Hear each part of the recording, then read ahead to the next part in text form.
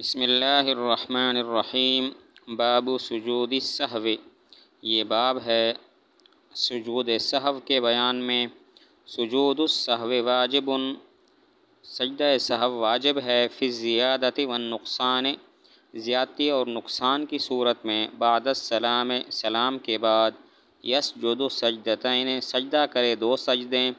ثم یتشہد، پھر تشہد پڑھے، ویسلم، اور سلام پھیرے۔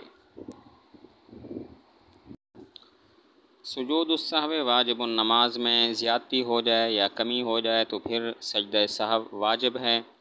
عام ہے کہ وہ نماز فرض ہو یا نفل ہو، کیونکہ نماز میں جو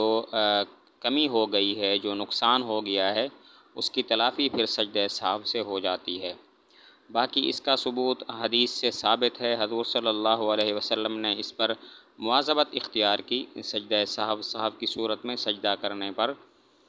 تو سجدہ سہو واجب ہے۔ لہذا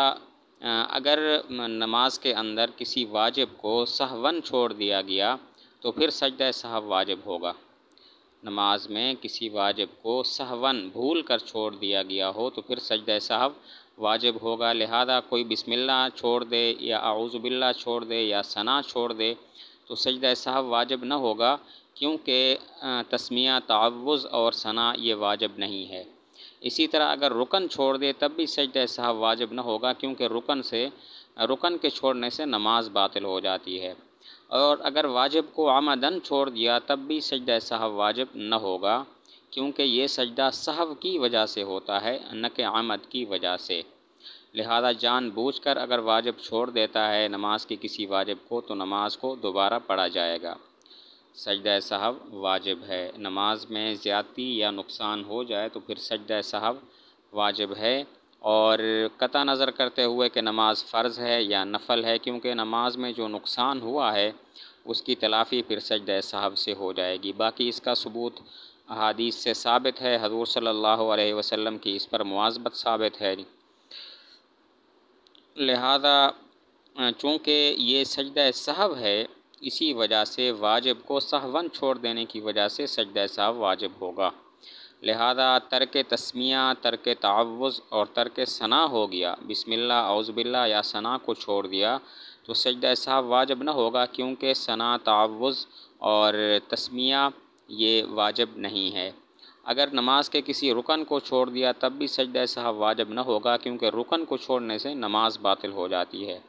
اگر نماز کے کسی واجب کو جان بوجھ کر چھوڑ دیا تب بھی سجدہ سہو واجب نہ ہوگا، کیونکہ یہ سجدہ سہو کی وجہ سے ہوتا ہے، نہ کہ عمد کی وجہ سے۔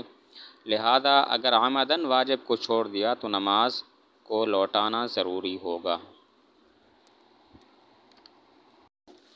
بعد السلام، احناف کہتے ہیں یہ سجدہ سہو سلام کے بعد ہوگا، جبکہ امام شافعی رحمۃ اللہ علیہ فرماتے ہیں کہ سلام سے پہلے سجدہ سہو جائز ہوگا۔ احناف کہتے ہیں سجدہ سہو سلام کے بعد ہوگا، جبکہ امام شافعی رحمۃ اللہ علیہ فرماتے ہیں کہ سجدہ سہو سلام سے پہلے بھی جائز ہے۔ ہم بھی جواز کے قائل ہیں، لیکن یہ اختلاف ہمارا اور ان کا اولویت میں ہے۔ احناف کے نزدیک اولا یہ ہے کہ سجدہ سہو سلام کے بعد کیا جائے، جبکہ وہ فرماتے ہیں اولا اور بہتر یہ ہے کہ سجدہ سہو سلام سے پہلے کیا جائے۔ ہماری دلیل حضور صلی اللہ علیہ وسلم کا یہ ارشاد ہے کہ ہر سہو کے لیے سلام کے بعد دو سجدے ہیں، ہر سہو کے لیے سلام کے بعد دو سجدے ہیں۔ اس سے معلوم ہوا کہ سجدہ سہو سلام کے بعد ہوگا۔ سلام کے بعد دو سجدے کرے گا، ثم یتشہد ویسلم، پھر تشہد اور سلام کرے گا۔ اب تشہد دوبارہ اس لیے پڑھے گا کہ سہو کے سجدہ کی وجہ سے پہلا تشہد گویا کہ کالعدم ہو گیا، نہ پڑھنے کے درجہ میں ہو گیا، اسی وجہ سے دوبارہ تشہد اور درود شریف اور دعا پڑھ کر سلام پھیرے گا۔ سلام کے بعد دو سجدے کرے گا، پھر تشہد پڑھے گا، پھر سلام پھیرے گا، کیونکہ سجدہ سہو کی وجہ سے پہلا تو جو تشہد اس نے پڑھا تھا وہ نہ پڑھنے کے درجہ میں ہو گیا۔ اس کے بعد دوبارہ تشہد بھی پڑھے، درود شریف اور دعا پڑھے اور پھر سلام پھیر دے۔ وَيَلْزَمُهُ اور اس کو لازم ہے سجود السہو سجود سہو اذا زاد فی صلاتہ جب بڑھائے اپنی نماز میں فعلا من جنسہا ایسا فعل جو نماز کی جنس میں سے ہو لیس منہا اس نماز میں داخل نہ ہو او ترک فعلا مسنونا یا چھوڑ دے فعل مسنون او ترک قراءۃ فاتحۃ الکتاب یا چھوڑ دے سورہ فاتحہ کی قراءت کو او القنوت یا قنوت کو او التشہد یا تشہد کو او تکبیرات العیدین یا عیدین کی تکبیرات کو او جہر الامام فیما یخافت یا امام جہرن قرات کرے اس میں کہ جس میں سرن کی جاتی ہے او خافت فیما یجہر یا سرن قرات کرے اس میں کہ جس میں جہرن قرات کی جاتی ہے وسہو الامام اور امام کا سہو یوجب علی المؤتم السجود واجب کرتا ہے مقتدی پر سجدوں کو فإن لم یسجد الامام پس اگر امام سجدہ نہ کرے لم یسجد المؤتم تو سجدہ نہ کرے مقتدی فإن سہل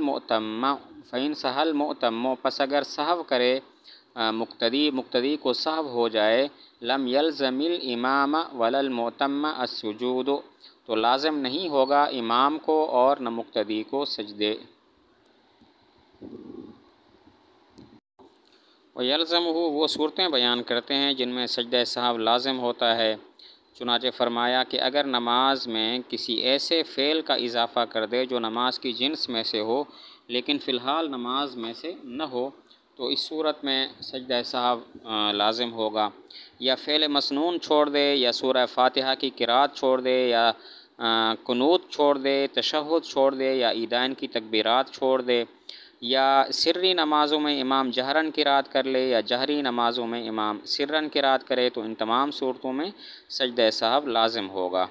وہ صورتیں بیان کرتے ہیں جن میں سجدہ سہو لازم ہوتا ہے چنانچہ فرمایا اگر نماز میں کسی ایسے فعل کا اضافہ کر دے جو نماز کی جنس میں سے تو ہو لیکن فی الحال نماز میں سے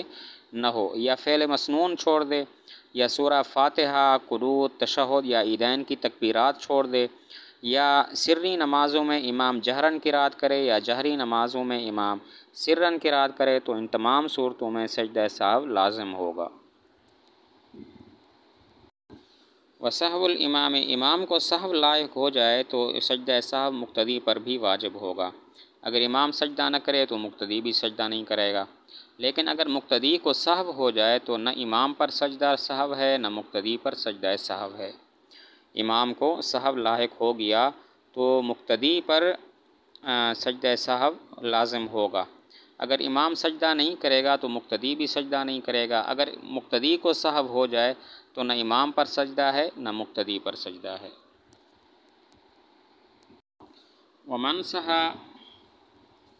اور جو بھول گیا عن القعدۃ الاولی پہلے قعدہ سے ثم تذکرہ پھر اس کو یاد آیا وہو الی حال القعود اقرب حالانکہ وہ بیٹھنے کے حال کے زیادہ قریب ہے عادہ تو لوٹے فجلسا پس بیٹھ جائے وتشہدہ اور تشہد پڑھے وَإِنْ كَانَ إِلَى حَالِ الْقِيَامِ أَقْرَبَ اور اگر وہ قیام کی حالت کے زیادہ قریب ہے لم یعد تو نہ لوٹے وَيَسْجُدُ لِلسَّهْوِ اور سجدہ سہو کرے ومن سہا پہلے قعدہ میں بیٹھنا تھا لیکن بھول گیا کھڑا ہونے لگا تو اب کیا کرے دیکھیں گے وہ بیٹھنے کے زیادہ قریب ہے یا کھڑے ہونے کے زیادہ قریب اگر بیٹھنے کے زیادہ قریب ہے تو بیٹھے تشہد پڑھے اگر کھڑے ہونے کے زیادہ قریب ہے تو کھڑا رہے اور آخر میں سجدہ سہو کر لے پہلے قعدہ میں بھول گیا بیٹھنا تھا لیکن کھڑا ہونے لگا پھر یاد آیا کہ میں نے تو بیٹھنا تھا تو دیکھیں گے اب کھڑے ہونے کے زیادہ قریب ہے یا بیٹھنے کے اگر بیٹھنے کے زیادہ قریب ہے تو بیٹھے اور تشہد پڑھے اگر کھڑے ہونے کے زیادہ قریب ہے تو کھڑا رہے کھڑا ہو جائے اور آخر میں سجدہ سہو کر لے وَإِنْ سَهَا اور اگر بھول گیا عن القعدۃ الأخیرۃ آخری قعدہ سے فقام إلی الخامسۃ پس کھڑا ہو گیا پانچویں رکعت کی طرف رجع إلی القعدۃ لوٹے قعدہ کی طرف ما لم یسجد جب تک کہ سجدہ نہ کیا ہو وَأَلْغَى الْخَامِسَةَ اور چھوڑ دے پانچویں رکعت کو، وسجد للسہو اور سجدہ کرے سہو کا، وَإِنْ قَيَّدَ الْخَامِسَةَ اور اگر پانچویں رکعت کو مقید کر لیا بسجدۃ سجدہ کے ساتھ، بطل فرضہ باطل ہو جائے گا اس کا فرض، وتحولت صلاتہ نفلا اور ہو جائے گی اس کی نماز نفل، وکان علیہ اور اس پر لازم ہوگا ان یضم الیہا رکعۃ سادسۃ کہ ملائے اس کے ساتھ چھٹی رکعت، وَإِنْ سَہَا چوتھی رکعت کے بعد بیٹھنا تھا لیکن بھول گیا اور پانچویں رکعت کے لیے کھڑا ہو گیا، تو دیکھیں گے پانچویں رکعت کا سجدہ کیا ہے یا نہیں کیا۔ اگر پانچویں رکعت کا سجدہ نہیں کیا تو واپس لوٹ آئے اور پانچویں رکعت کو چھوڑ دے اور سجدہ سہو کر لے۔ واپس لوٹے اور سجدہ سہو کرے، واپس تو اس لیے لوٹے تاکہ نماز کی اصلاح ہو جائے، اور سجدہ سہو اس لیے کرے گا کہ قاعدہ اخیرہ میں تاخیر ہو گئی جس کی وجہ سے سجدہ سہو اس پر لازم ہو گیا، اور اگر پانچویں رکعت کا سجدہ کر لیا تھا تو اس کے فرض باطل ہو جائیں گے، اس کی نماز نفل ہو جائے گی، اور یہ چھٹی رکعت کو بھی ساتھ ملا لے۔ قاعدہ اخیرہ میں بھول گیا، بیٹھنا تھا لیکن کھڑا ہو گیا پانچویں رکعت کے لیے، تو دیکھیں گے پانچویں رکعت کا سجدہ کیا ہے یا نہیں کیا۔ اگر پانچویں رکعت کا سجدہ نہیں کیا تو واپس بیٹھ جائے اور پانچویں رکعت کو چھوڑ دے اور سجدہ سہو کرے، تو واپس تو اس لیے آئے گا تاکہ نماز کی اصلاح ہو جائے، اور سجدہ سہو اس لیے کرے گا کہ قاعدہ اخیرہ میں تاخیر ہو گئی جس کی وجہ سے سجدہ سہو اس پر لازم ہو گیا، اور اگر پانچویں رکعت کا اس نے سجدہ کر لیا تھا تو فرض باطل ہو جائیں گے، اس کی نماز یہ نفل ہو جائے گی، چھٹی رکعت بھی ساتھ ملا لے۔ وَإِنْ قَعَدَ فِي الرَّابِعَةِ اور اگر بیٹھ گیا چوتھی رکعت میں، ثُمَّ قَامَ پھر کھڑا ہو گیا، وَلَمْ يُسَلِّمْ اور سلام نہیں پھیرا، يَظُنُّهَا الْقَعْدَةَ الْأُولَى اس کو گمان کرتے ہوئے پہلا قاعدہ، عَادَ إِلَى الْقُعُودِ بیٹھے لوٹنے کی طرف، مَا لَمْ يَسْجُدْ لِلْخَامِسَةِ جب تک کہ سجدہ نہ کیا ہو پانچویں رکعت کا، وَسَلَّمَ اور سلام پھیرے، وَسَجَدَ لِلسَّهْوِ اور سجدہ کرے سہو کا، وَإِنْ قَيَّدَ الْخَامِسَةَ اور اگر مقید کیا پانچویں رکعت کو بسجدۃ سجدہ کے ساتھ، ضم الیہا رکعۃ اخری اس کے ساتھ ملائے دوسری رکعت، وقد تمت صلاتہ اور تحقیق مکمل ہو گئی اس کی نماز، والرکعتان نافلۃ اور اس کی دو رکعتیں، والرکعتان نافلۃ اور اس کی دو رکعتیں نفل ہیں۔ وَإِنْ قَعَدَ فِي الرَّابِعَةِ چوتھی رکعت میں بیٹھ گیا تھا، پھر کھڑا ہو گیا اور سلام نہیں پھیرا، اس کا یہ خیال ہے کہ یہ آخری قاعدہ نہیں ہے بلکہ پہلا قاعدہ ہے، تو دیکھیں گے پانچویں رکعت کا سجدہ کیا یا نہیں کیا۔ اگر پانچویں رکعت کا سجدہ نہیں کیا تو واپس آ کے بیٹھ جائے اور سجدہ سہو کر لے، اور اگر پانچویں رکعت کا سجدہ کر لیا ہے تو پھر ایک اور رکعت بھی ملائے، اس کی نماز ہو گئی، فرض نماز اس کی ہو گئی، اور آخری دو رکعتیں اس کی نفل ہو جائیں گی۔ مسئلہ یہ ہے کہ چوتھی رکعت میں بیٹھ گیا تھا، پھر کھڑا ہوا، سلام نہیں پھیرا، اس کا یہ خیال ہے کہ ابھی یہ پہلا قاعدہ ہے، تو دیکھیں گے پانچویں رکعت کا سجدہ کیا یا نہیں کیا۔ اگر پانچویں رکعت کا سجدہ نہیں کیا تو واپس آ کے بیٹھ جائے، سجدہ سہو کر لے اور بس، اور اگر پانچویں رکعت کا سجدہ کر لیا ہے تو پھر ایک اور رکعت بھی ملائے، اس کی فرض نماز پوری ہو گئی، اور آخری جو دو رکعتیں ہیں یہ اس کی نفل بن جائیں گی۔ ومن شک اور جس نے شک کیا فی صلاتہ اپنی نماز میں، فلم یدرے پس نہیں جانتا، اثلاثاً صلی ام اربعاً کیا اس نے تین رکعتیں پڑھیں یا چار، وذالک اول ما عرض لہ اور یہ اول مرتبہ ہے جو اس کو پیش آیا، تو استأنف الصلاۃ نماز نئے سرے سے پڑھے، وإن کان یعرض لہ کثیراً اور اگر اس کو یہ پیش آتا ہے کثرت سے، بنا علی غالب ظنہ بنا کرے اپنے غالب گمان پر، ان کان لہ ظن اگر اس کا کوئی گمان ہو، وإن لم یکن لہ ظن اور اگر اس کا کوئی گمان نہ ہو، بنا علی الیقین تو یقین پر بنا کرے۔ ومن شک فی صلاتہ نماز میں شک ہوا، نہیں پتہ چل رہا کہ تین رکعتیں ہوئی ہیں یا چار، تو دیکھیں گے یہ شک اسے پہلی مرتبہ ہو رہا ہے یا پہلے بھی ہوتا رہتا ہے۔ اگر پہلی مرتبہ یہ شک ہے تو نماز نئے سرے سے پھر پڑھے، اور اگر پہلے بھی شک ہوتا رہتا ہے تو دیکھیں گے اب اس کا کوئی غالب گمان ہے یا نہیں ہے۔ اگر اس کا کوئی غالب گمان ہے تو پھر اسی پر عمل کرے۔ اگر غالب گمان 3 کا ہے تو 3 سمجھے، 4 کا ہے تو 4 سمجھے۔ اگر غالب گمان نہیں ہے تو پھر یقین پر بنا کرے، یعنی اب 3 سمجھے۔ نماز میں شک ہو گیا، نہیں پتہ چل رہا 3 رکعتیں ہوئی ہیں یا 4، تو دیکھیں گے یہ شک اسے پہلی مرتبہ ہو رہا ہے یا پہلے بھی ہوتا رہتا ہے۔ اگر پہلی مرتبہ ہو رہا ہے تو نماز نئے سرے سے پھر پڑھے، اور اگر پہلے بھی ہوتا رہتا ہے تو اگر پہلے بھی اس کو ہوتا رہتا ہے تو کوئی اس کا غالب گمان ہوگا یا نہیں ہوگا۔ اگر غالب گمان ہو